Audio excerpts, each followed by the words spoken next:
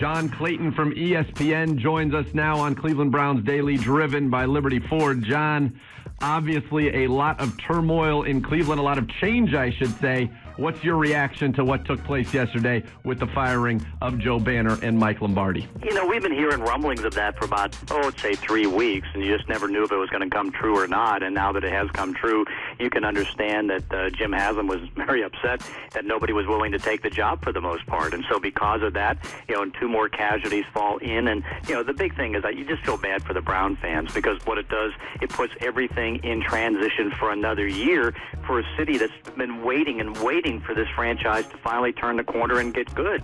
John, talk a little bit about the reputation of Ray Farmer around the league. Well, Ray's a good football guy. I think that's the one thing. And, if anybody over the last 2 years has gained a lot of stature in the league, it's Ray Farmer. Ray was in a situation in Kansas City. That was in transition. Then he came to Cleveland, and then, he went down to the Miami. And I think a lot of people were proud of him the way that he basically did not take that job with the way that it was structured. I mean, because I knew Ray as far as, his thinking on a lot of different things. And it's like, he wasn't going to take a general manager job just to take a general manager job.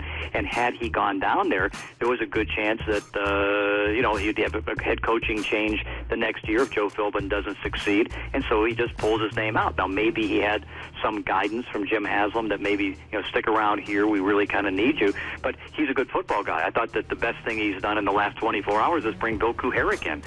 John, with Ray Farmer now in that GM role, how do you think it influences the draft philosophy? Because it was pretty well understood that Michael Lombardi was fixated on Johnny Manziel. Do you think with Farmer and maybe the different perspective he might have, could that change how the Browns approach the draft now that he's in charge? Oh, no question. Yeah, because I think what it does, it opens up the eyes to a lot of opportunities, not just in the draft, but also in trades. I mean, the fact that they brought Kyle Shanahan in, puts on the table Kirk Cousins, because, whether it's a second-round pick, I can't imagine it being much more than that.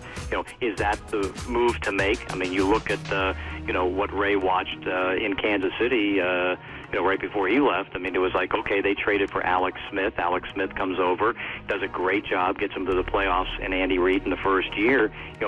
I think that Ray now can at least, take the weighing scale. Is it better to give up a second-round or a third-round pick for Kirk Cousins?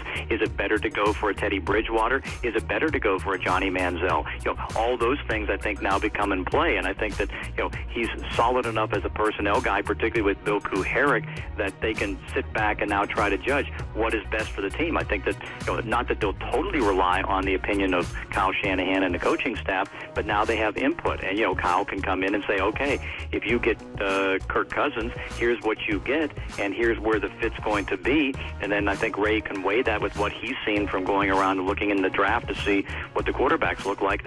John, thank you so much for the knowledge, the breakdown as always, and we look forward to catching up with you next week at the Combine.